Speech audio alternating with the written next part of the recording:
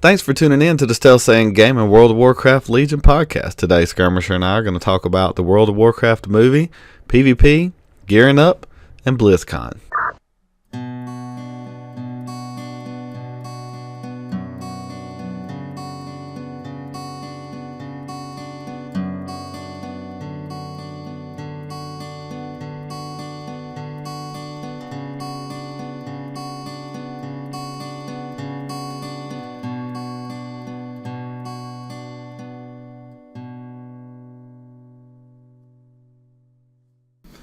Alright, so here we are again. I've got my friend Skirmisher here, as usual. We're going to talk a little bit about Legion today. Yes. It's been a little while since the last podcast. We've got a lot to go over today, a lot of good information to put out there, and hopefully some good opinions and ideas. So, first off, let's just start with our normal fare. Just tell me about what you've been doing on Legion since the last podcast. Putting a gun to my head and regretting ever making a new account.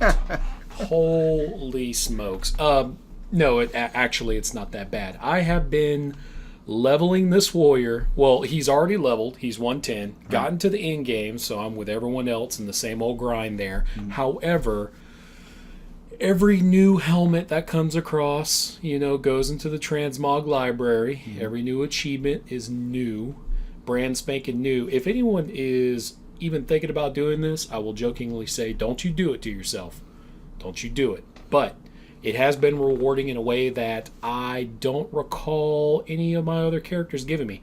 And I have just been biting, like, reflex bite. Like I need one of those rubber bands on my wrist to snap whenever I think about rolling an alt. Oh, hey, I've done these dungeons. I'm locked out of these raids. I've ground that rep for the week.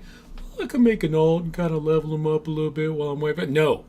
No, I'm not doing. You don't know what that takes not to do that. And just to give the people a little bit of reference that may have not, I know they listen to 1 and 2, but Skirmisher here has made a character and he's doing every quest. Yeah. Everything. Lore Master in every expansion, except for the one, right? Yeah, they still haven't fixed that bug. By the way, should Blizzard listen to our podcast, I would very much appreciate you fixing Test at Sea in the Howling Fjord. In the Wrath of Lich King expansion, so that somebody, after doing all that hard work, can actually earn their Lore Master achievement, which you cannot, because it has been bugged for months. Right. So that's my excuse, for not having it now. But yes, brand new character, only character on the account, so everything is brand spanking new in a way. Transmog is what I collect on this character, not from anybody else. So it's kind of a unique experience to do everything kind of for the first time. So even though I've leveled and played in-game on many other different classes and tunes, this character makes it new just because of that one aspect, which I've never done before. I think it's fun watching you sometimes. I'll just hit the O and I'll look. And sometimes you're in very nostalgic places. I'm like, that dude's in Terracar Forest. I remember Urban and Terracar Forest and going to Ochidon and doing all that stuff. And then sometimes you're in a Pandaren place. Or, I'll even send you a message. Place you've never been. Yeah, I'm like, what are you doing out there in Blood Rather something? I'm like, what is that? Blood Slag Mines. Where are those at? I have no idea. Dread Waste. Is that Panda Land or is that the next expansion? And so now in the current expansion with your warrior, you're taking some of our instances. Yes. You're fishing. Yes. A lot of fishing, I heard. Yes. Working on that, or getting the artifact fishing weapon item. Right. Artifact fishing pole. Right. What profession are you on? Are you blacksmithing? Right? Blacksmith miner. The reason I chose what I chose, which was an orc warrior, is because A, it fits with the lore. B, you can play it in almost any expansion. Well, pretty much any expansion, and it's going to fit. You never have to justify it. And one of the main reasons is I did not have to take a ton of time deciding on my professions.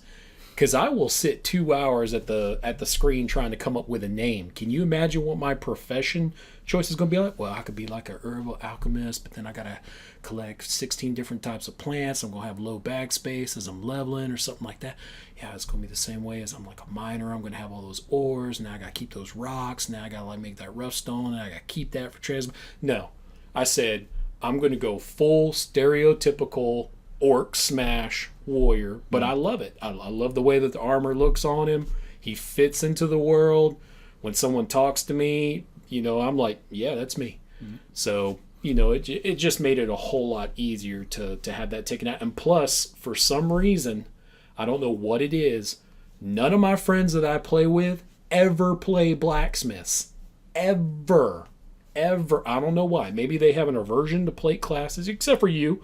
You're the only one of my friends that's ever played a plate class. For a while, yeah. Even then, you were not a blacksmith. No, I was a herbalist. Yeah, exactly. Yeah. So, and so now, as far as what we're doing together right now, because of course we didn't do all that stuff together. It's fun watching you, but I wasn't out there grinding it out with you. As far as tanking, now I tanked a ton on Paladin, tanked a little bit on Demon Hunter, tanked a lot, like we talked about in some of the other episodes. How much fun is tanking as Warrior in this new stuff? Are you enjoying it? They give them some cool stuff, and they talk about Shield Bash and Demoralizing Shout and etc. Are you digging that? Like what they've done? They've seemed to revamp a lot of different things. Is Warrior tanking rotation, or is it? What are you thinking about it? Well, there are different styles to tanking, and I've tanked pretty much with them all. I'm enjoying Warrior so far. You have to recognize your strengths. You have to recognize your weaknesses. Are there things that I really, really like from other classes that make it simple? Yes. But overall, I would say I like Warrior tanking. It's not going to blow your doors off. It's sword and board. I got shield block and ignore pain. Mm-hmm. And there are some Warrior tanks out there that say, well, I pretty much just press those 2 buttons. I grab up a group of mobs, a thunderclap, I revenge, and then it's just a matter of spamming those 2 defensives so I don't die.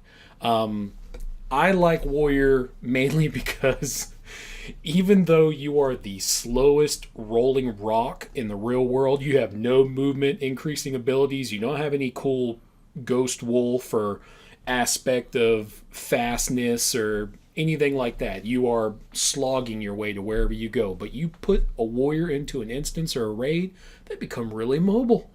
I got charge, I got intervene, I got this heroic leap I can use, and I love that mobility. Being able to jump here, charge back here, intervene there. I think it's funny how they're so mobile in combat in a way, especially in those dungeons and raids, whereas in the regular world they're walking down the road with their thumbs out, hitchhiking all the time. So that's the fun of Warrior, though. Mm-hmm. You're not on the DPS chart. It's not as stressful. I never found it as stressful as healer.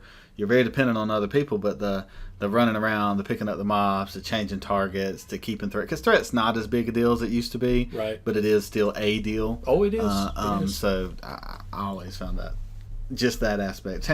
I think tanking's fun. You can't find tanks and healers all the time. It takes the weight off of me when I can justify you getting hit by saying, "Hey, he's using Defiant Strike."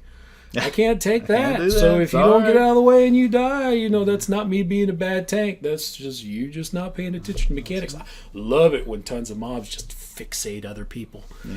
Especially if it's that one person in your group that you really don't like. I don't want to bring that up. I don't want to bring that up. People in our group. You're like, look, that wasn't me letting you die. He just fixated you. I don't know why you died. Well, as far as on my end and with you too, we're sort of getting the band back together. Right. One of the things that drew us to Legion more than anything was the illusion or the mirage of 5-man content. Oh yes, it's been so exciting. They were like, man, you can get good gear from a 5-man content, and it's true. Yeah, it's just true. And we got another segment where we're going to dig deep into that. But me, you, our friend is a mage. The one that actually talked us into all this, his fault. And then our long lost friend from out of town is actually playing and caught right back up with us too. And he's playing a priest, which is good because now we have a healer and a tank and 2 DPS. So our group's super easy to feel. And then we got a friend that's going to be a hunter and another friend that's a demon hunter, and so we're cobbling it together, and that's been very, very exciting. We used to have a group of about 10 to 20, and then it reduced down to about 9 or 10, and now we've got these like 4 or 5 people we know we enjoy playing with, and I've had so much fun doing stuff with y'all because I really think that's part of what this game's about. Right. You can play it by yourself, but I think if you got a couple of people or even a handful of people and friends, it adds a extremely different dynamic that I enjoy. And for me, I've been playing Rogue, got all the way up to 110, started doing everything. Mm-hmm. My Rogue is actually a jewel crafter, which I haven't gotten deep down into, but we started doing our in-game content. Right. We're up to Mythic 3 or 4. Just to be totally honest with the listeners. Like, let me do the Mythic 17. Man, those guys act like they know what they're doing. They're only doing Mythic 3 or 4. Man, I'm on Mythic 15. Man, I'm shutting There's so many people that just turned the podcast off. The it's podcast like Mythic is 3. Like, I thought these guys were authorities. Whatever. Yeah, but that's been fun, sort of challenging ourselves in a Diablo-esque Rift sort of manner, and just building our way up and getting that gear and starting to push into that has been really neat. Done a little bit of PvP, because you can't stay away from that as rogues. Paladin was easy. I was like, I don't know if I'm a PvP. Are you saying you have to PvP as a rogue? You have to. Unwritten rule You have to. You have to go out there. You can turn invisible. And so that's been cool. And then my another segment we're going to get into in a little bit, my personal feelings about spec and stuff like that going into what I'm playing right now. I'm playing Outlaw Rogue, which I really like, but I've got in the back of my mind little things brewing about that. I play Assassination in PvP, even though supposedly you can do combat fairly well, etc., etc. Won't get into all that, but that's been great. I think the thing that's been the most valuable to me since the last podcast is it went from sort of me and you to you and I and Ujibinu, right, or whatever his name is now, and now with the inclusion of these other couple of people, we're starting to see. It's like one of those pictures at the mall. I finally stared at it long enough where I can start to see the sailboat. It's a sailboat. I can see it. If you don't get that joke, anyone, that's minus 10 points. Yeah, it's a sailboat. It's a sailboat. And so that's just really jazzed about that. Really jazzed about being rogue. Really jazzed about just having a full group of people. And next week, hopefully, fingers crossed, it'll be Karzon time. Wow. So exciting because we spent so much time in Karzon and Burning Crusade that, Karzon's gonna be a whirling dervish of fun. Yes. I mean, it's just gonna be all over the place, and just the nostalgia will drive it home. I looked at the bosses morose and stuff. Bosses we fought countless times, that we get to revisit, and that's neat. So that's where we're at now. Gear scores, moving on up. The World Quest moving on up, but right now Mythic 3 and 4 and pushing that, and doing just a little bit of PvP. So, but I think we're getting there. I think we are. We're getting there. All right, so let's talk about the Warcraft movie. Warcraft has been out so long. I'm actually surprised that there hasn't been more animated films at the very least, but this is full feature length. Go to the movie, sit down, get out your popcorn. Right. Movie. They got the guy from Vikings in it. Right. Super good as Lothar. Yes. I've got some questions here, as we all know and we've talked about. You're my font of lore knowledge, as you referred to yourself as before. I was supposed to bring that up. Sorry. And so I'm watching the movie, and our original plan was to watch the movie together. Yes, it was. I didn't bring that up. All my fault that fell through. But now watching the movie today, I was like, oh man, if Skirmisher was here, I would ask him blah blah blah. But got my notes here, ready to rock and roll. So my first question, and we talked about it earlier, I'm just going to go through my couple of questions, then we'll just give our feelings about the movie, because I don't feel like we have to go over. I feel like the people that would listen to something like this probably already know the gist of the story. They've probably already seen it. So I don't have to be like, well, Gul'dan and this. So in the beginning, my first question was, when Gul'dan's walking through and he's sucking the souls out of the people in the cages before he ever gets to Azeroth, right? Those are Draenei. And those are the Draenei that have come from Argos, landed there in Outland, or Draenor, as we talked about. And so he's using those to fuel to get the portal to move, to get more fuel to open the portal. So he's using them as like a stepping stone. Right. He's kind of... They introduce life as an expendable resource on empire building. So how they do it in the movie is that the Fel is a magical power that requires life force in order to energize it. And the more life you get, the more power you have. But the side effects is that it drains the life out of everything around it. And that's why they say that, the longer you stay in an area, the plants die, it becomes all nastified. It's the creep. It's the creep. I mean, the Zerg moved faster on it if they were working with the Fel Orcs. That's, pretty much. So we see them, sort of the crux of the movies. They're making this portal. They're trying to get to Azeroth, etc., because they're destroying their own homeworld with the Fel magic. Right. Mostly based on Gul'dan and his nefarious doings. So we see them come across Durotan, who Durotar's named after. He's the big bad Frostwolf leader, right? And his wife has a baby. Right. The baby pops out and is sick, right? Or it's dying. Well, they basically do the movie version of Thrall's birth and how he came about. In the movie, they have her give birth, and Gul'dan uses fell magic to infuse him because he's going to die, and that changes Thrall green because of the fell magic. So he goes from being brown skin to green skin. And that's how they put Thrall into that, pigment change. Yeah. Does that skin matter, color change? Does that matter at all that he infused him with magic? Does it matter at all in the movie that he pulled the magic out of a deer? Is that some like foreshadowing to some shaman stuff going on, do you think? They did. I think they just did that as convenience. Okay. They were just using it as generically saying any life force can be used. Plants, any animal, people. Okay. So, and I like the way they sort of dodged around his name. She was like,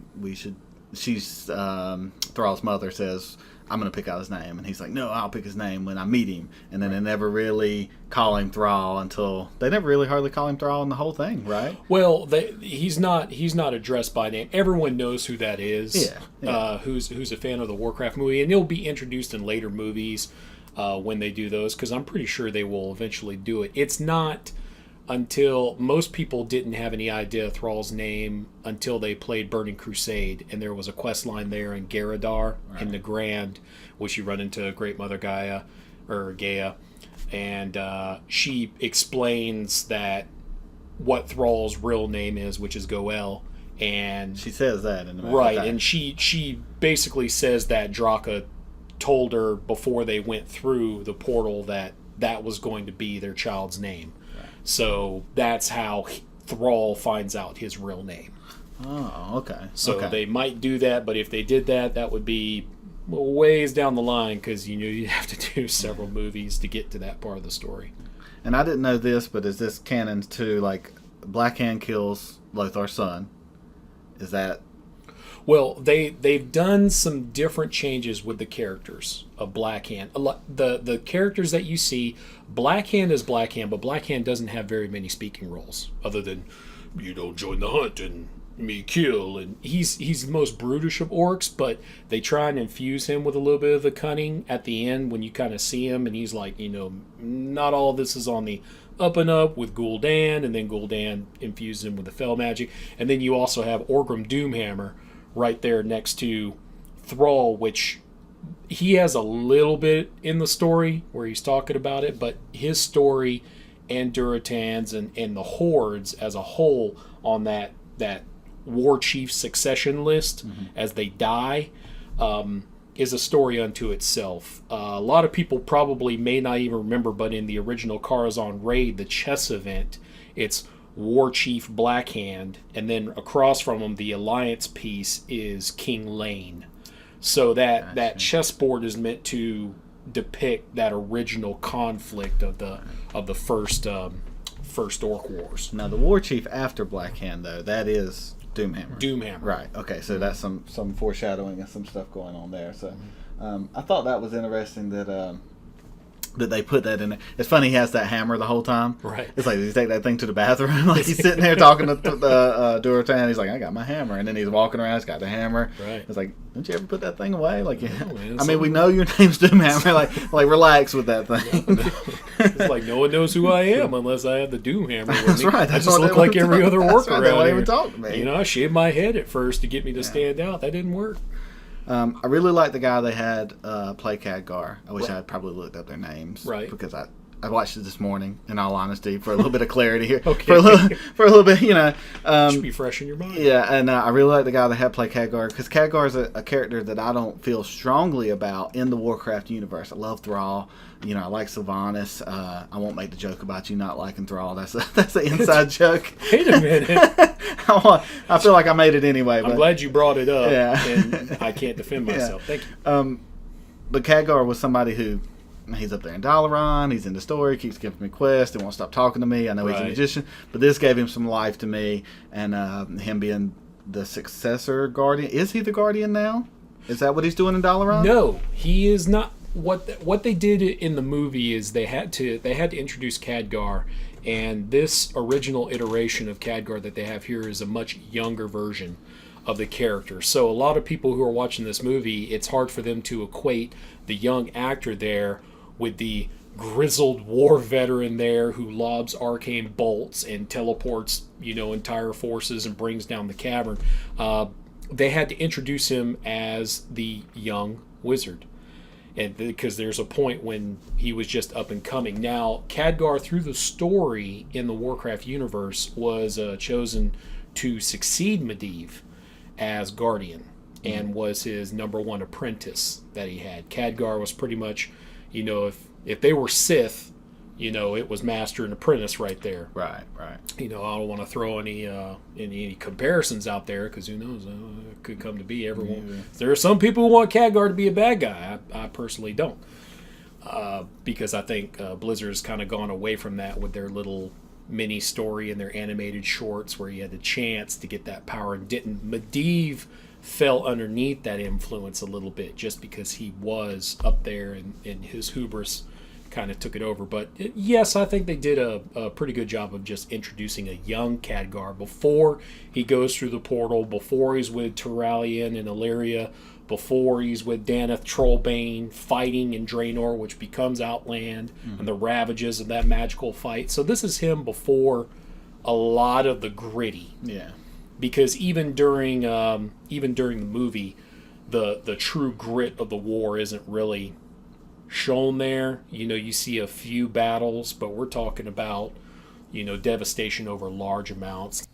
And there's a lot more going on in the future, just with the subjugation of the Red Dragon flight and things like that. So there's still a lot more of the history to happen to Khadgar to turn him into who he is now in the lore. So, if they do make that other series of movies, which I'm sure they will.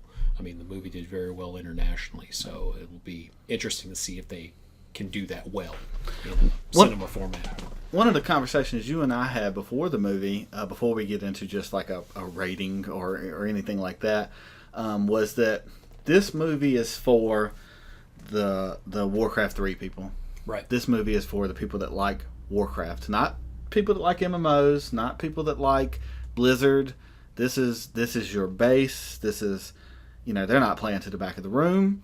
This is orcs versus humans. This is why orcs versus humans hate each other. This is why the war is going on.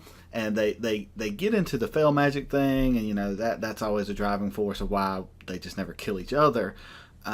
But for me, I told you this before, I was like, man, I hope we see some blood elves, and we're not.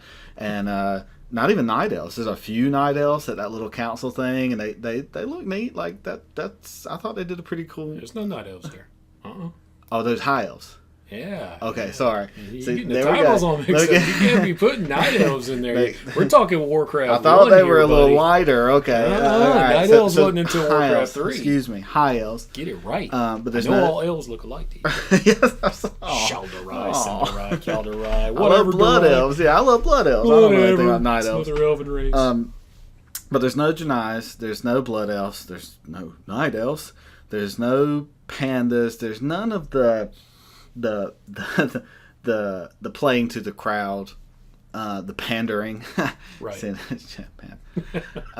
That Blizzard does sometimes, and with Warcraft and stuff. Like I said, I think this was Warcraft at its basis level, and you either like it or you don't. Right. Here it is, greenbacks versus humans, and I like that. It brought me to a place where I thought I wouldn't like it because of that. I wanted to see like a blood elf rogue like me fly in and slash somebody, and I want to see a night elf druid turn into a tiger or a saber tusk or whatever, and none of that was even. They have magic in the movie. And I have a theory why they didn't. The scene with the griffin's really cool. Yeah. With the griffins helping that griffin with the work. He's like, I'm going to kill all these orcs. Don't grab my foot, but I'll work you until you do that.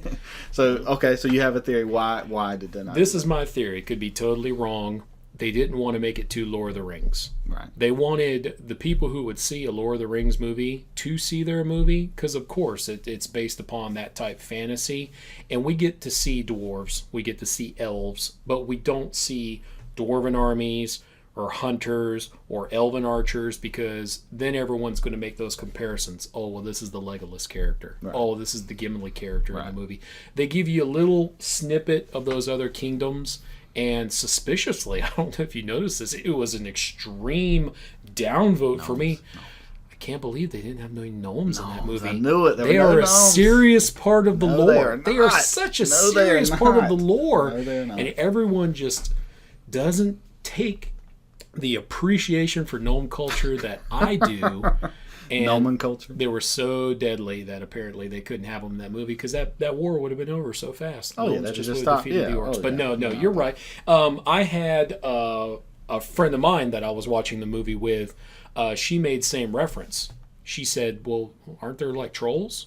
Because she plays trolls. Yeah. So she was looking for the trolls. She was like, well, where are the trolls? Where are they? And I, nerd that I am, I couldn't just say, budget. They didn't put them in here. They wanted to simplify. I had to go, well, you see, the trolls are native to Azeroth, being one of the most ancient races, and some could say that the night elves and the elven race actually were trolls that basically learned magic and had this ritual cast. But anyway, we won't get into that. Wow. But anyway, I touched like a couple seconds upon that, and then I looked over, and she's just blank expression. I go, no, there's no trolls in here. Yeah, it sucks. Yeah. You know, there should be some ogres too. I want to see some ogres just laying where waste. The goblins, you know, where are the goblins at? You know, with the explosives. They don't explain any of that. In a way, though, I'm glad that they kept it so monochromatic, if that's the right expression. It probably is. It's not the right. It has nothing to do with color. Yeah, you know, because human and orcs have two different colors. Right. But orcs versus humans, original Warcraft, that's what it was. They had to simplify it down to its very, very, very basest parts, and I'm glad that they stuck with that formula for the initial foray in the cinema, because pulling in the other factions, you can, you open a can of worms doing that, right? You really are. And you'll never do justice to everyone's particular favorite when you have that much combined in the first initial movie. Right. Forsaken. Everybody wants to see some undead, you know. So not to get too simplified, like you said, but let's just hit it with that. Let's just hit it with a 5-star rate. 1 out of 5. Hit me with some stars. You can do halves. I have never ever rated a movie before. Oh, come on! In a 5-star format. You want 5 mugs or something? Because we could have done something silly. No, it doesn't matter. You want 5 stars of a loon? I feel pressure. Okay. I feel pressure. Well, you're on the spot. Hit me with some stars. You can do half stars too if you want. Let me see. Out of 5 stars for just pure entertainment value, I would probably give it 4 stars. Right. I would probably give it 4 just because, yes, it is a CGI movie. Mm-hmm. The CGI was believable in the main characters that you see. I don't think they were really poorly well done. I think there was budget put into the movie. And some people could say, well, the Alliance armor is over-stylized and it's way too shiny to be real. I'm glad that they stuck with that theme and made everything kind of shiny and dirty in that comparison. But for what it was, I'd say 4 out of 5. You know, it has flaws, and the more that you know about Warcraft, the more you'll see some of the flaws. Right. But if I knew nothing about the Warcraft world and I walked into there, I would be able to walk out and say, yeah, it's a movie about some orcs, and apparently they got different factions, and they were fighting some humans, but they came together, and you know, now it's this battle with these demon masters that give them the fell that we haven't really gotten into. Hey, what's the deal with that? If I'm curious enough to ask that question, they've done their job, right, because then they can release, you know, Warcraft 2 to search for more money. Yeah. So nice. Yeah, exactly. So yeah, all the young people are like, what? Is that a reference? That's a reference. Look it up.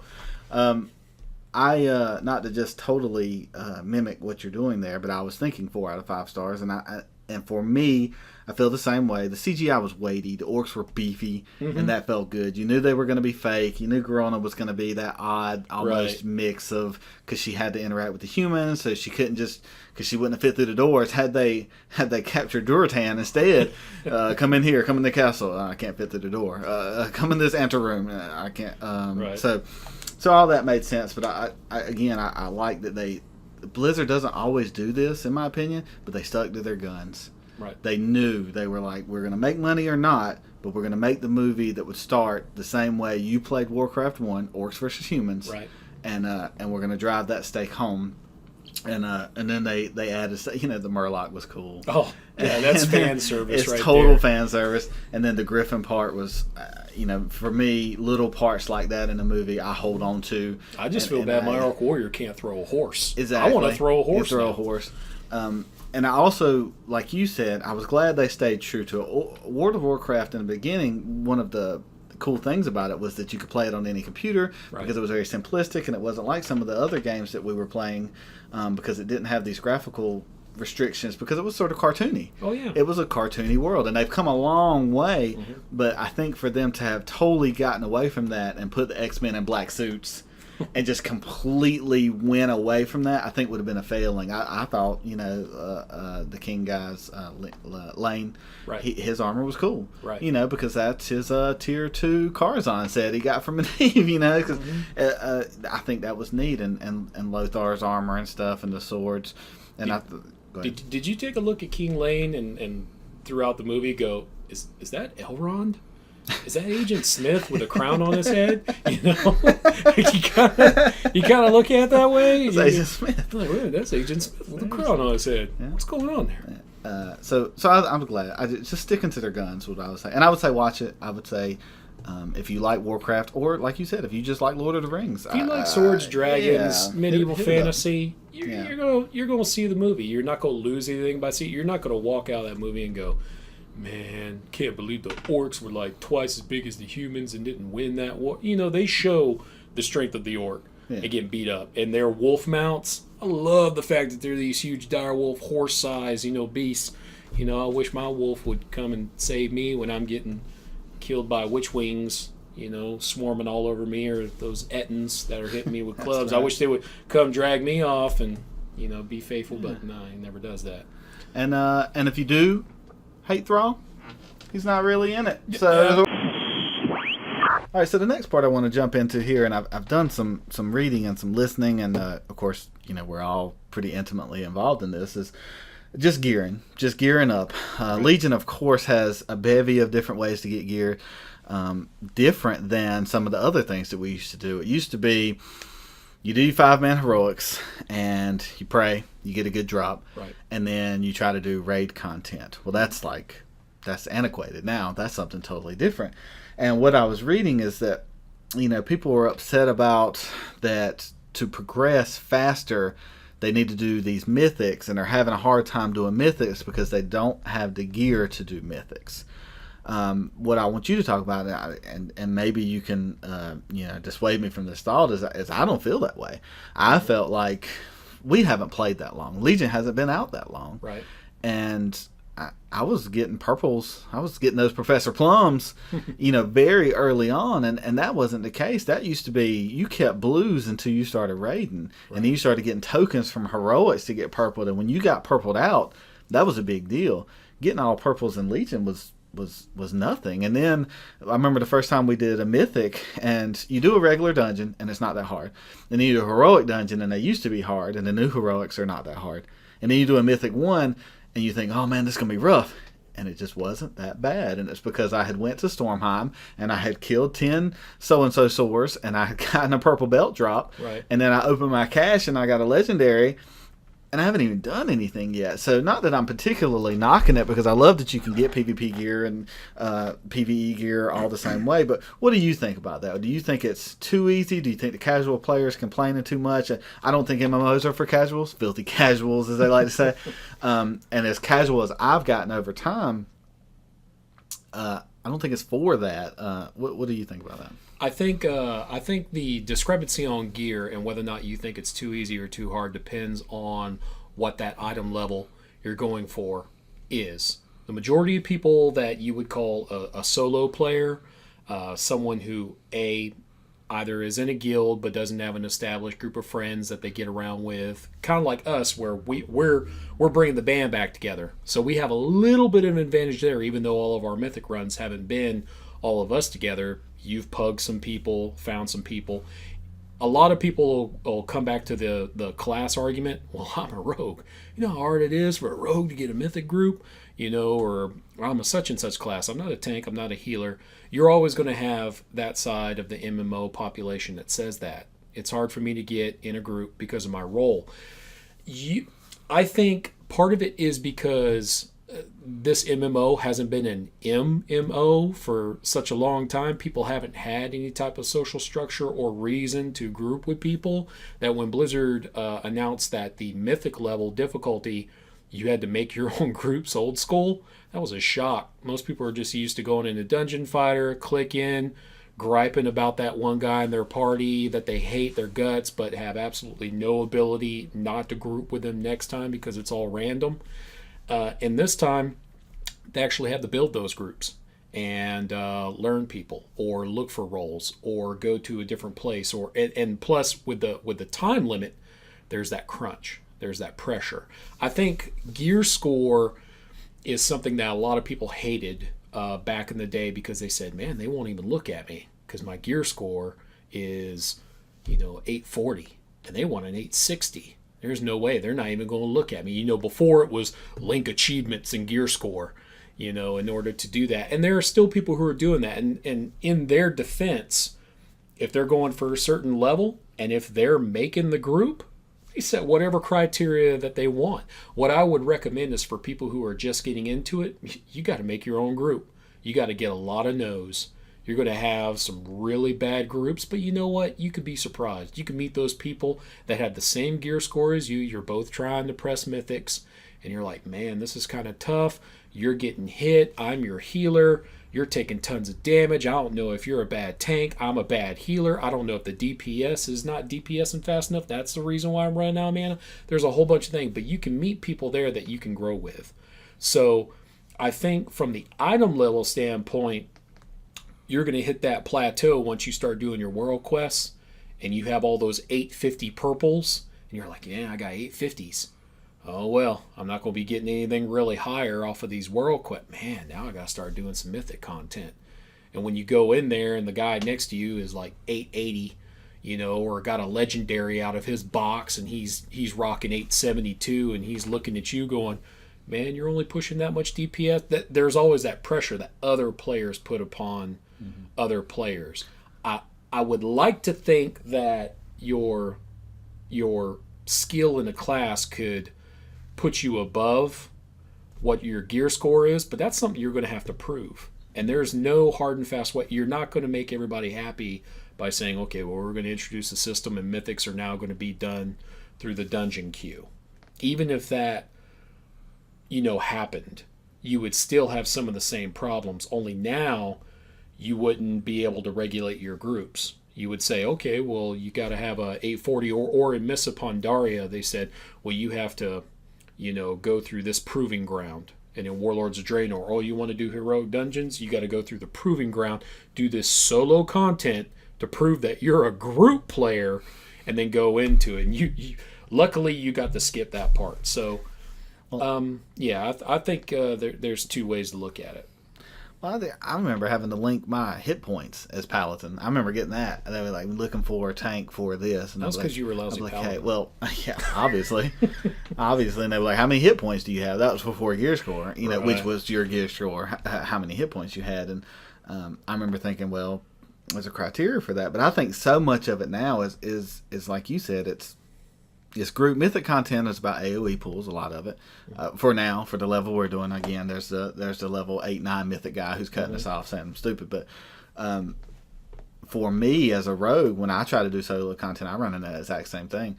I have a very decent item level, but I feel like they're not looking for what I'm bringing to a party, so that stifles me. So like you said, I'm incredibly lucky to have a group of friends, a healer, pocket healer. Now you sign up with a healer, and they're going to bring a rogue, so they get that healer or tank. But also, I think you got to bite the bullet on that. One of the things that I think people have a problem with MMOs is acceptance. Right. Acceptance. I'm not a tank. I'm not a healer. So I have defined myself already. I want to see my damage, and that's going to be cool when I post it in the chat and I blast these dudes. But that means I've got to go and herb while I'm waiting for my Q to pop. Whereas as a tank or healer, doesn't have to do that. But the cool thing about Legion is, like you're saying, it's like, oh, this 880 guy. Well, if you can get to 850, right now my daily quest or world quest will be 845 plus legs. It only goes to like 880. What do you want? Do you want every single piece of gear in a massive online multiplayer game to be a world quest? Do you want me to give you an 880 offer, which they do sometimes too, right. Mm-hmm. But you want the very max level gear without even having to go into a group? Well, that's not what this game's made for, and not what I think people get into this for. Because I have a very decent, what I consider for what we've done, a very decent item level.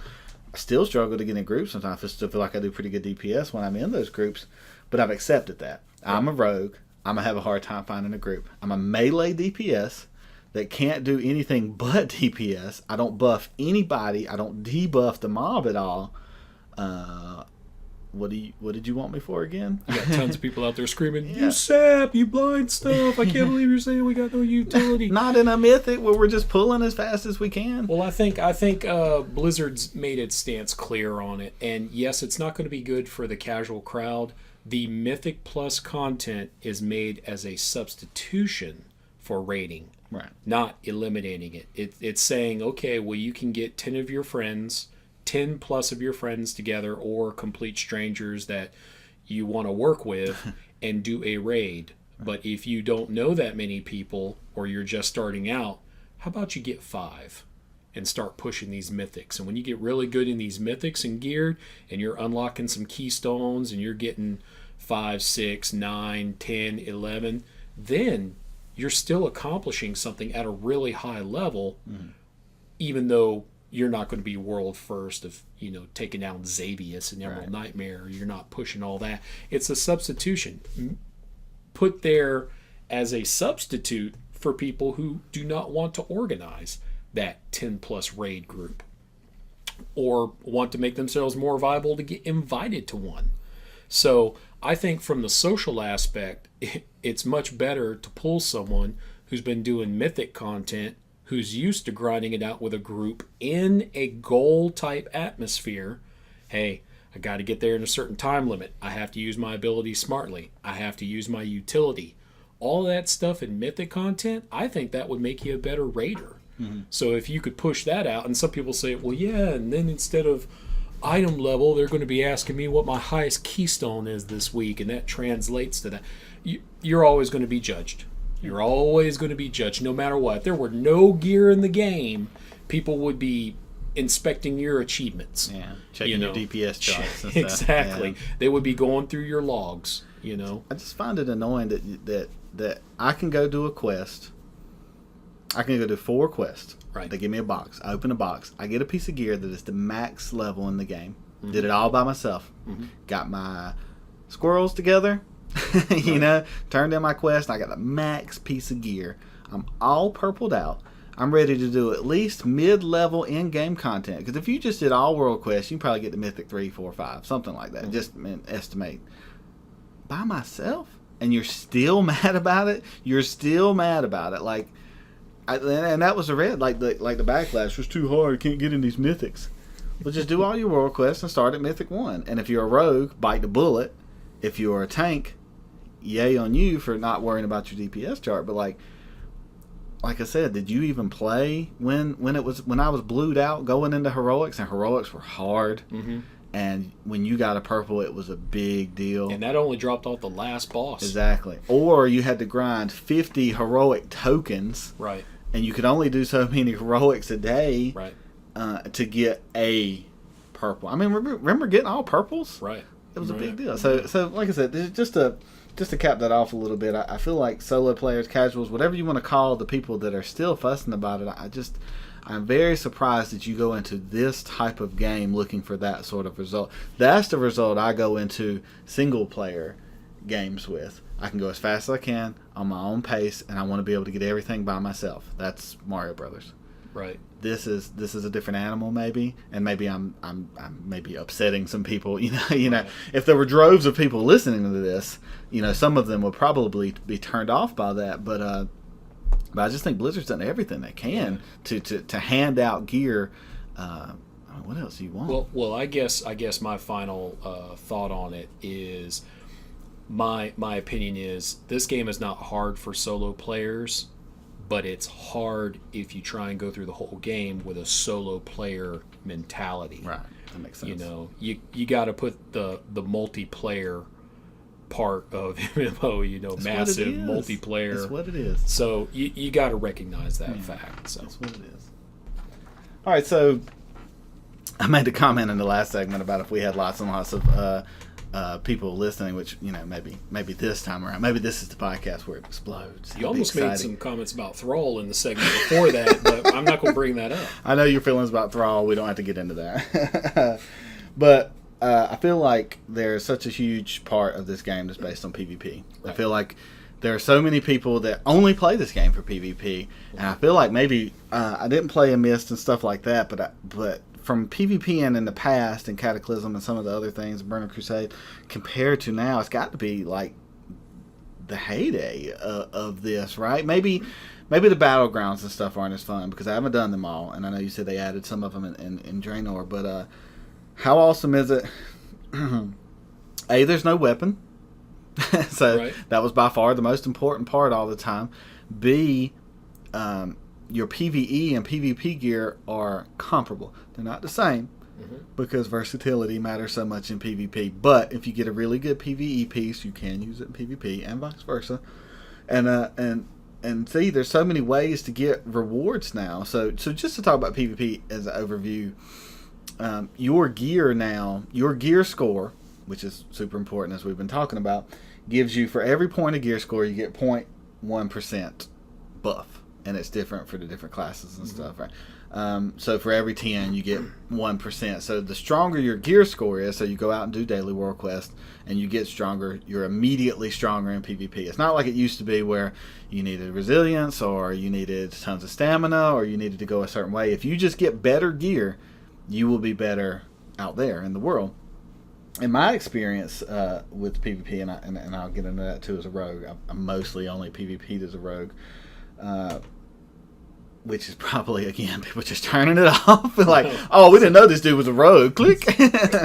But tell me about what you think about, A, that system, versatility being the strongest stat for the most part, also the 0.1% for the item level, and I said ABC again, I don't get into that too often, but also the fact that you get rewards based on how many wins you get. Your rewards are partly based on your current gear score. You can get PvP items from World Quest. What do you think about those changes? And then, I haven't done all the new battlegrounds. I can go ahead and tell you, I'm not going to lie, I do mostly arena, which I find more enjoyable than the battlegrounds. But what do you think about that? What do you think about PvP in its current state? I think PvP has improved in its current state as of patch 7.1. And what I mean by that is you could do PvP content before, although the rewards were very ambiguous. The problem that we had before 7.1 is this. Hey, I'm going to go and do a battleground, or I'm going to do a skirmish arena, or I'm going to do this. Well, how much artifact power am I going to get? What's my chance to get a piece of gear? Is it totally random? I mean, if I look at my World Quest map, I know that if I go to Val Shara and kill 10 bears or kill 5 Witchwing Harpies, I'm going to get a token that's 480 artifact power. How long do I have to spend in the battleground before I get 480 artifact power? I think what they did in 7.1 is they kind of put out that chart and said, hey, we've had a lot of feedback with people getting 6 artifact power tokens out of some battlegrounds and things like that. This is what you'll get. So your first BG win, random, will give you this much honor, this much artifact power. If you get a random battleground win after that, it'll be this. If you win a 3v3, it'll be this. So they displayed those rewards so that you could gauge what sort of content you wanted to do. However, they put the variation out there to where the more types of content that you participate in, PvP wise, the better it is for you. Like if you're a twos player, well, you better make another friend, because I tell you what, your wins and threes are cumulative with your twos wins. So winning in threes and winning in twos will give you more reward than if you just arenaed in twos. You know, if you want to do a rated battleground, that's going to be different from your random battleground. So I like what they've done to try and make it to where people who want to PvP, and I'm talking PvP now, not from a class balance standpoint, or do I think this power or this talent's underpowered. Just from a reward standpoint, I like how in 7.1 they've made much more of an effort on Blizzard's part to kind of normalize some of those rewards, make it less up in the air about what you're going to pull out of it honor-wise and artifact power-wise, and plus they've made the rewards more predictable. When you win your random battleground, you're going to get a piece of gear. You don't know what piece of gear. Now, granted, there's a lot of people say, man, I hate the RNG, man. I already have gloves. It's giving me 8 pairs of gloves, and it's not even the stats I want or something. Well, hey, that's World Quest, man. Right. When I open up my World Quest menu, you think I want to see that 830 cloak? You know, that's how many eye levels below it, and I don't need that. But you know what? It's a quest that's out there. Not everything's going to be an upgrade.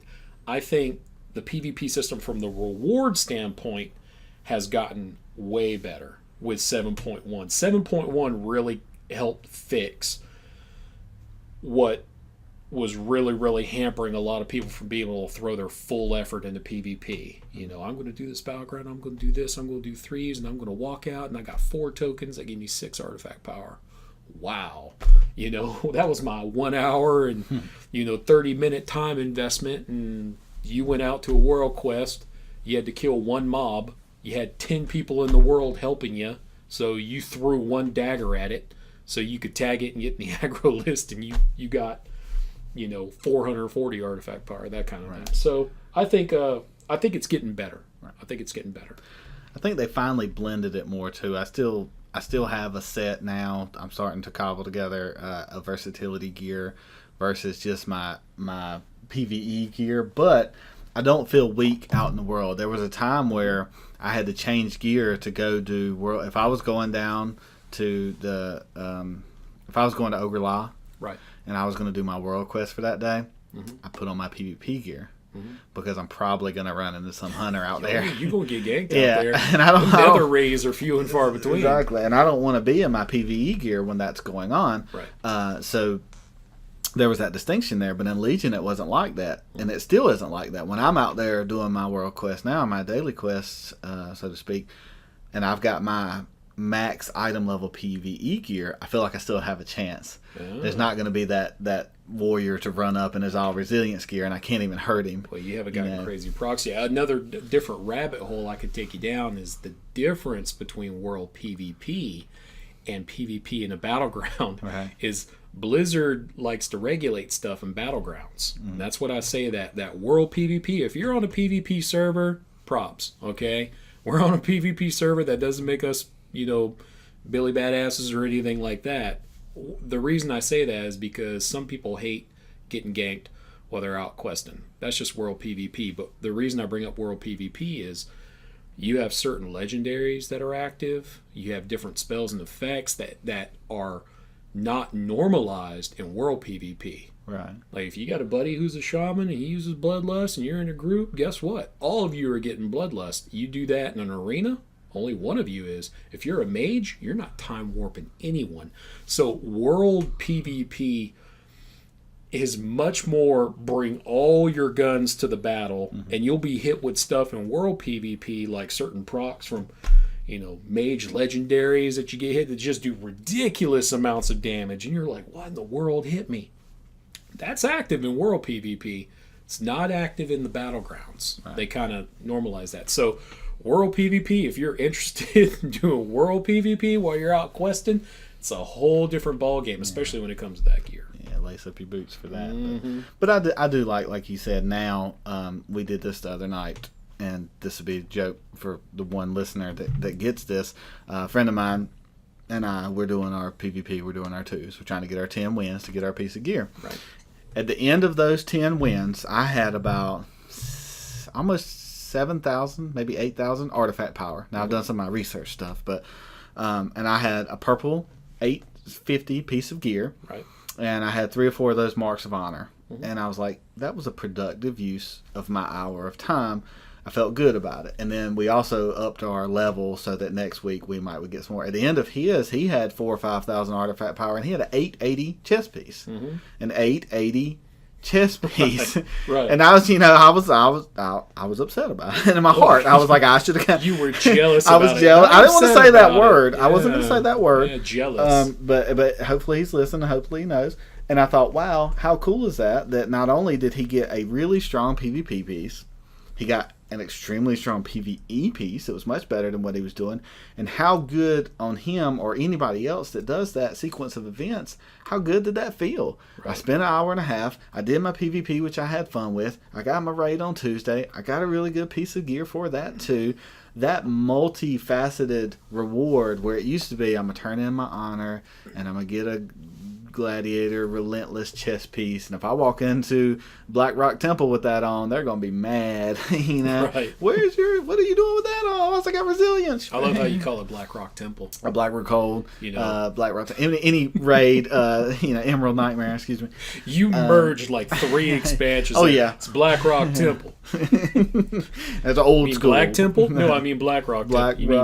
Black Rock, mountain? See, maybe you missed an expansion. You're like, what? Where's he talking about? But I thought it was really cool just that the one thing you want to feel good about is the payoff for your time investment. You're talking about RNG, and I think that's what turns a lot of people off to an MMO. You can play for a week and not get anything. You play for a year in some games and not get anything. Right. But in this game, I think they've almost went out of their way. They've gotten out of their own way of letting you feel good about your time.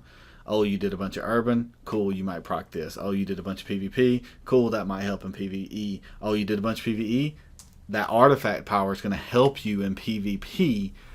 And so now you're hitting all these points when you're doing things. And I think that's really cool. I think that's something that you almost had to like hyper focus on. Today, I'm going to do my alchemy. Today, I'm going to work on my honor for my PvP. And now I go out and today I'm going to work on my character. Right. And I think that's a better feeling. Well, I think one way you can kind of do it, and it doesn't work for everyone, but from a PvP standpoint, this is kind of how I look at it when I go into PvP, because it is RNG, and you're hoping you're going to get an awesome piece of gear out of it. Right. But if you put it in a goal as far as, I'm going to work on my honor, I'm going to raise my honor level, I'm going to get my honor talents, I'm going to get my prestige up. That's kind of a good initial thing to go for, because that's something you can kind of build towards. You know how much honor you're getting off of your battlegrounds or roundabout. Everything else is a bonus. Now there's some people say, man, I hate that, man. I just got to have the best gear. I PvP constantly. I'm in those battlegrounds, and I just love crushing fools who walk into my world and they don't know the difference between that power and that power. You're always going to have those people who really, really want to lord it over. And there's nothing wrong. I mean, if those guys put that much dedication into it, you're going to have that guy who just really outplays you. I think the RNG is going to be... RNG isn't so much of a hindrance early on. It's usually the more time investment you put into it where the RNG starts to get to, I really don't like this. It was really cool when I got that 880 piece, but what's going to be really funny is next week, when he pulls another 880 chest out, and you're like, it could have given me any other slot of gear, 880, and I would have been great. And it's not going to be that way, and then you're going to snicker. Right. You're going to go, yeah, you got another piece. But well, the good news in all that is that, I'm a rogue, so PvP, super fun. I got kind of that hit point nerve, so, they get kind of rolled over a little bit. True. But that's true. I'm also often the target, too, because people hate rogues. Well, they know that they took that hit point nerve, so... Well, and they hate rogues. Squishy. Well, people hate rogues. They deserve their filthy, rogues. backstabbing, low-life they're invisible. People of moral character. You can't tell me a single rogue in game that's a good person. I'm not going to agree with that. Tons of people in the comments. Yeah, name one rogue that's one a decent rogue person that's a nice guy. that has made a difference. One raid you joined that was a you, rogue leading that was successful. Yeah, never join a party with a rogue or a hunter leader. Rogue or hunter leader, you never trust any class that can feign death or vanish and leave you to die, because they will lead you to your death. It's true. It's true. I dare anyone to disagree with. It's sad, but it's true. All right, so the last thing we want to talk about today, and it's a little bit of a point, a little thorn in my side here, and we're going to talk about BlizzCon. Oh. And I'm just going to get on my soapbox for a second here. So I turn on my stuff about BlizzCon, right? Okay. And I'm excited because I just know, Blizzard, they've never let me down before, ever.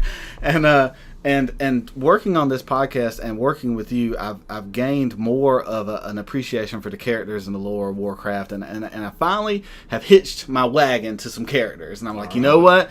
I feel like I like this person. I'm like, you know what? I like Varian Wryn. I like Varian Wryn, and then let's play Legion. Let's play Legion. Varian Wryn dies in the very first cutscene, but Blizzard, they get me off the hook, because I'm watching the cutscene and it's exciting. I'm like, that's Varian Wryn. I can already see it. That's Varian Wryn. You see that piece of wood? That's Varian Wryn right now. You see Varian Wryn? There's Varian Wryn. He's walking through this world, and my mind is just racing. It's just like, Varian Wryn, go down, put him in the spirit world, because he's going to torture him, and he's coming back. He's got his 2 swords and his Cloud Strife, and I'm really excited. Right. And I'm watching, and I'm hoping against hope that art style. I'm like, I've seen that. That's not the normal Warcraft. I mean, it's just a cutscene. And it goes down, and Ragnaros is in there. I'm like, why is Ragnaros in there? That doesn't make any sense. And then it starts to dawn on me that it's not a Warcraft cutscene. And it pissed me off because I'm like, man, Varian Wryn's coming back, and I'm excited, and they're going to change the warrior artifact weapon into the Varian Wryn swords, and then Skirmisher's going to get the Varian Wryn swords, and then I'm going to get a Varian Wryn action figure, I would and love I'm to going have to that. get, I'm going to get like a poster with Varian Wryn, and it's cool, and then he's in Heroes of the Storm. Yes. Which is a complete waste of Varian Wryn. Well, he's the first multi-class character. Oh my God. No idea what he's going to bring to that game. Sorry, all the Heroes of the Storm people that just cut this off too. But, sorry I played League of Legends for a while. Excuse me if I want Varian Wryn back and he come back and kill Sylvanas. Or let's not even get into that. But it's a very well done trailer for Heroes of the Storm with the character that I feel like I like, and it is still dead. Yeah, I don't know what I can add to it.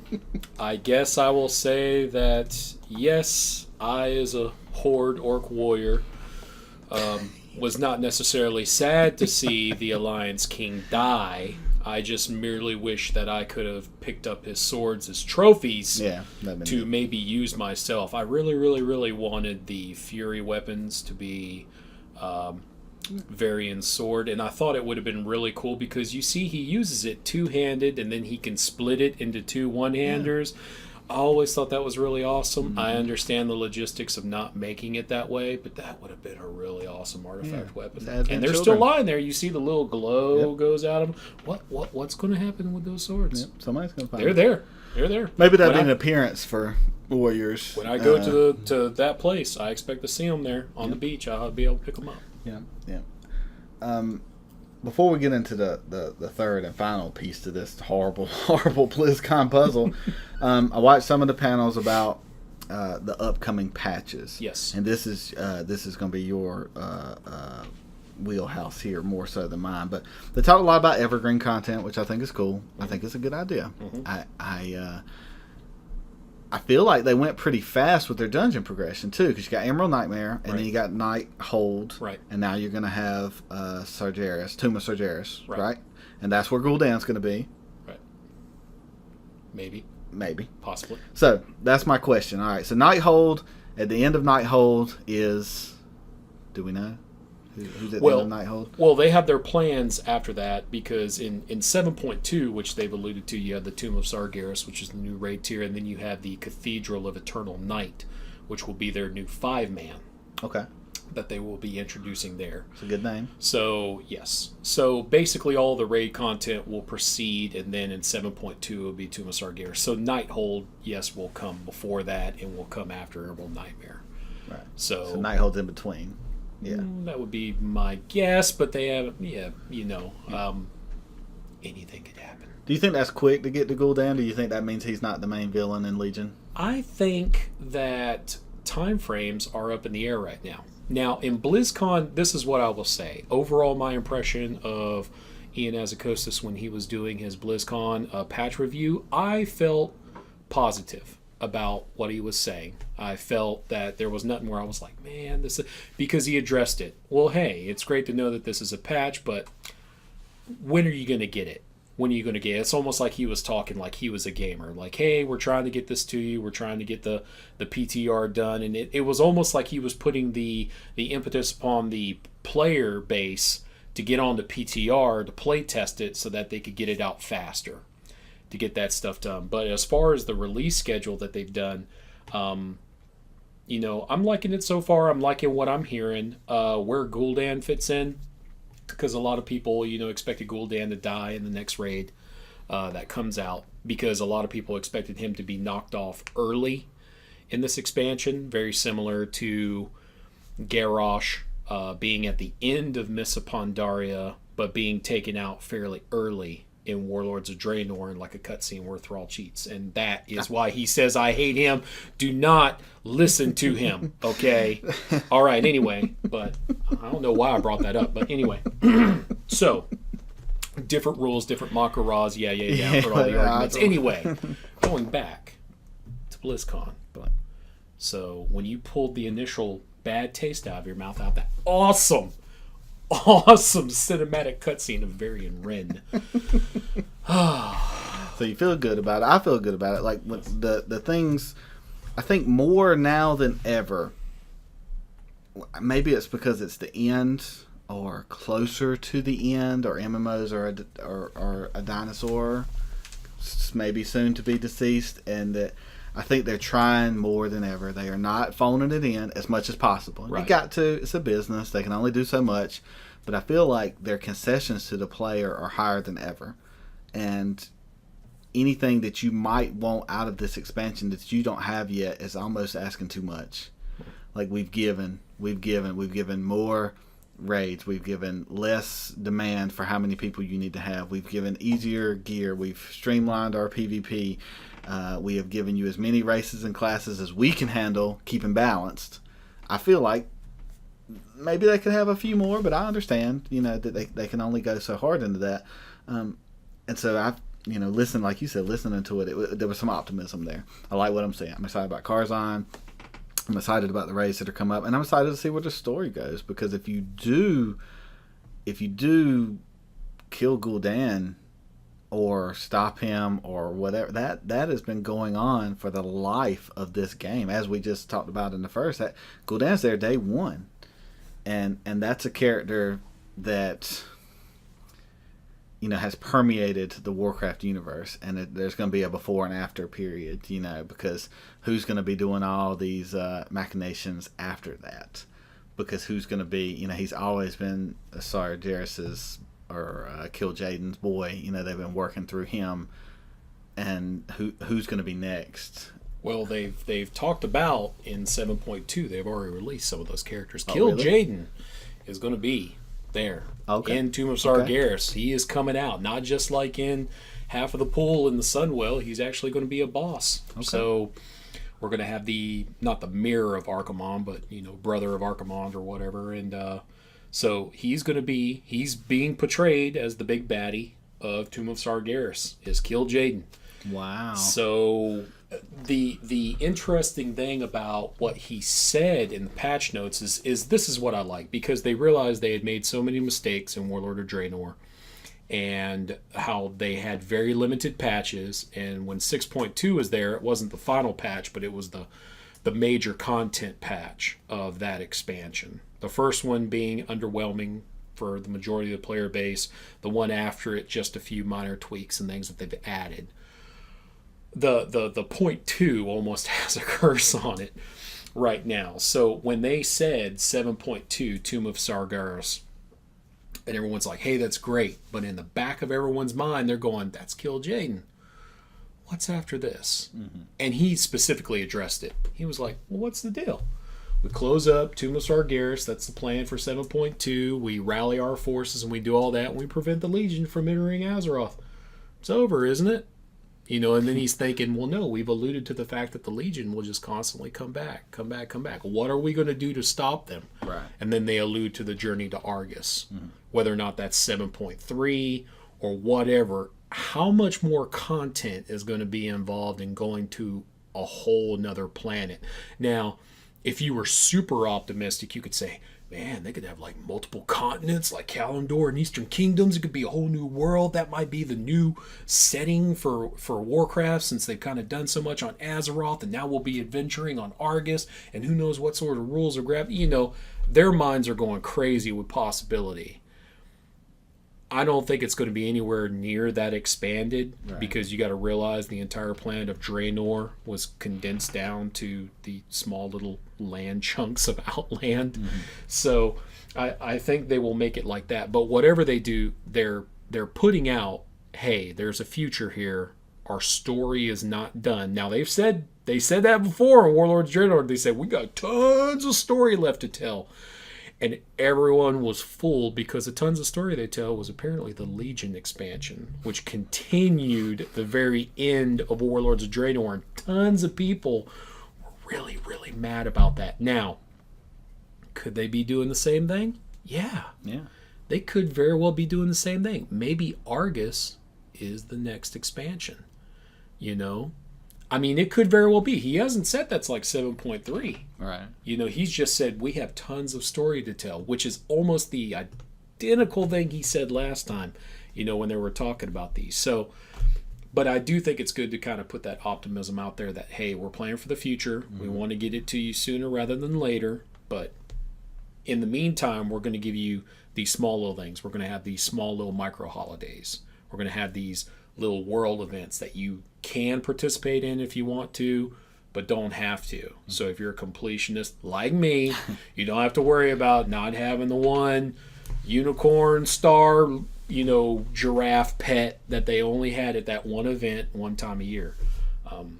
So, you know, it's good to see. I like that positive message of it. All right, so let's talk about the last part here, and this is going to get a little bit away from World of Warcraft. You sure? And I get back on not a negative, but man, said the third part was going bad. I tried to put that hope out to the future in my second part, and you waited till now to bring up the negative. You should let me close it out. This is going to tie the bow on today's podcast, and with a little bit of venom, some vitriol here. So the last thing that they talked about or had the cinematic of or whatever, it was the Diablo reveal. And you know, Diablo's amazing. I cannot tell you how many times playing Diablo 1 that our friend Ujibin and I, you know, saw the sun coming up. You know, playing that game, down in the bottom of those dungeons, looking for that +1 strength, whatever. And then Diablo 2 was the renaissance, was the hallmark. We got all these classes, and it's amazing. And I keep going out in this jungle, and just wow. And the Diablo 3 lost a step. You know, I feel like they fell off a little bit. And then you have all this conjecture about Diablo 4, and it's finally time, Blizzard. It's finally time to fix maybe the mistake that you made, which they could have done in a multitude of different ways. I feel like they could have changed Diablo 3 just by adding a bunch more classes, adding a couple of new zones, and just letting it go. And I think I'd have been okay with that. Or you just do Diablo 4, which is fine, which I'm okay with, because it doesn't have to be 27 years in between each expansion of Diablo. And so the cinematic comes on, and you know they're going to fix it, and they show the Necromancer reveal for Diablo. And it is like a slap in the face.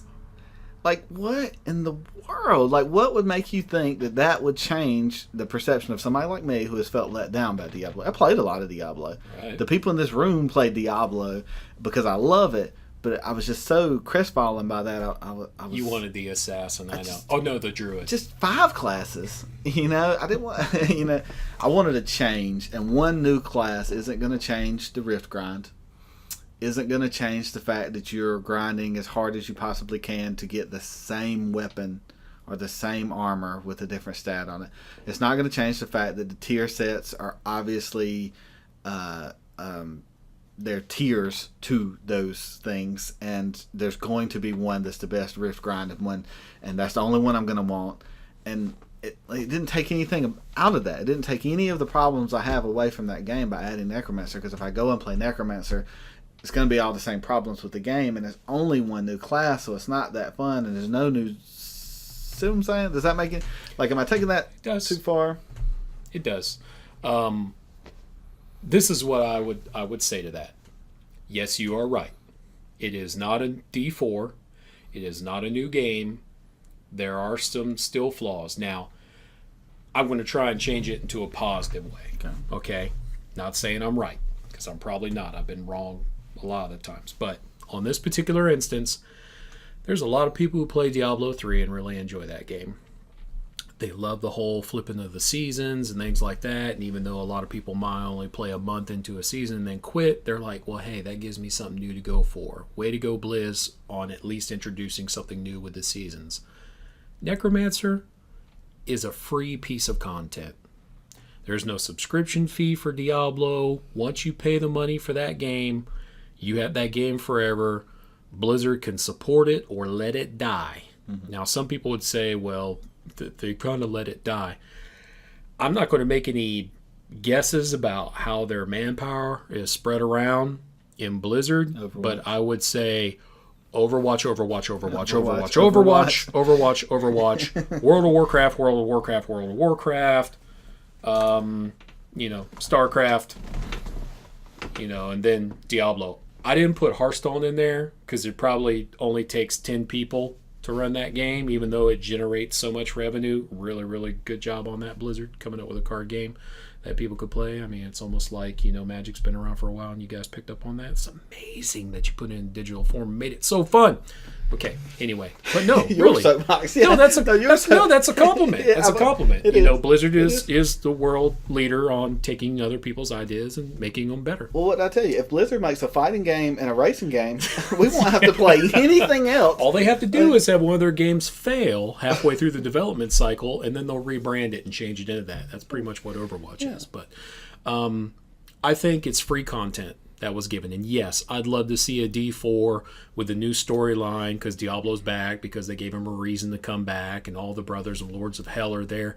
And whether or not they advance the storyline to a point to where characters that we know in the current iteration are still around, like, do we redeem Leah's soul? Deckard Cain's not going to be there. Holy crap, it's the first Diablo where we're not going to have, like, Deckard Cain when it comes out. What's up with Tyrael? Is he going to age and die as a mortal? But yeah, he's an angel. Is there going to be, like, an aspect of justice that takes over? There's so many unanswered questions there. I think right now in their development cycle with everything else that's going on, they got a brand new, World of Warcraft expansion. They got Overwatch that just got released, that they're doing all that. They got all these new things coming out. I think right now they don't want the diverted attention, because people who play Blizzard games, a lot of them play the other Blizzard games. Yeah. And they don't want that split attention. But what they're doing by releasing that Necromancer is they're saying, well, hey, here's a little taste. Yeah, forgot about you. Here's a little taste. We haven't forgotten about you guys, So here's a little something. It's familiar. You guys, will have some little nostalgia for our Diablo fans, and just to let you know that something might be on the horizon. Well, they got to go where the money is too. I mean, I can't fault them for running a business, like you said. Mm-hmm. People pay a monthly subscription for Warcraft. Yep.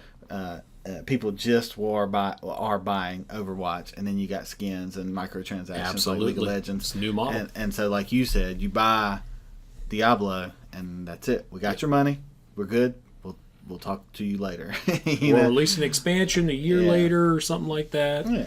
So I mean, as much as it rankles me a little bit, it does make sense, because I mean, they just can't release a game every 10 days and all that stuff. But I felt a little let down.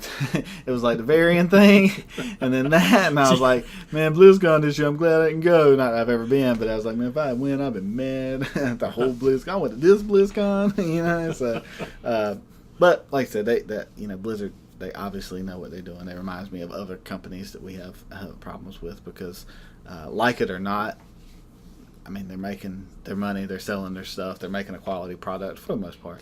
Right. So much so that we sit here for an hour every now and then and chat about it. So, and as always, we're gonna wrap this up today. I appreciate everybody listening. If you would hit that like button, hit that subscribe button. If I didn't turn everybody off with some of my comments today, thank you to you, Skirmisher, as always, for your help with this. Yes. And we will see you next time. Yes.